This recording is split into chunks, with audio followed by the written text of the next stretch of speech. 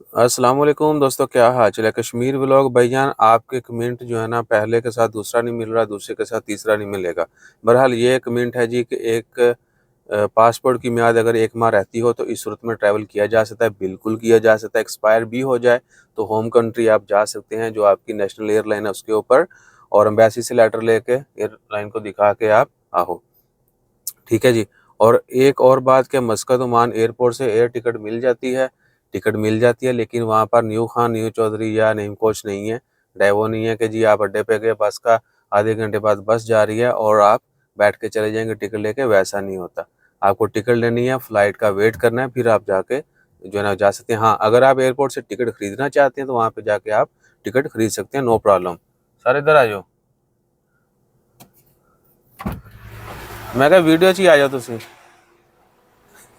दुनिया को पता लगे हम जैसा हर जगह पे ही नहीं। ठीक है जी। और पाकिस्तान के लिए क्या डॉक्यूमेंट्स चाहिए? कोई डॉक्यूमेंट्स नहीं चाहिए। आपके पास पासपोर्ट वैलिड होना चाहिए।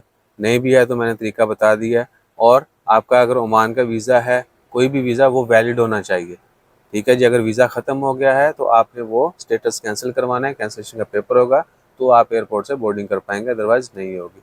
आप ओमान में लीगल हैं, टिकट लें, पासपोर्ट आपके हाथ में हो, आईडी कार्ड हो, पाकिस्तान का भी हो, ओमान का भी, आप जा सकते हैं। विजिट वीज़ा पे हैं तो भी आपका वीज़ा या तो बाकी है, आप चले जाएं, या ख़त्म हो रहा है तो हो जाएं। ओवर स्टे है तो वापस जा सकते हैं, लेकिन फिर उसके लिए जो ओवर स्टे के दिन है उनका फ़ाइन देना पड़ता है। इसके अलावा और कोई इन्फॉर्मेशन है तो वो बता दीजिएगा। और आपके कमिट से भैया पहले के साथ दूसरा नहीं मिल रहा है, दूसरे के साथ तीसरा नहीं मिल रहा है, और इसके बाद अगला कमिट जो आपने करना है वो भी आपकी पूरी स्टोरी से नहीं मैच करेगा, तो प्लीज़ करो तंग, कोई मसला नहीं। जज़ाकल्लाह।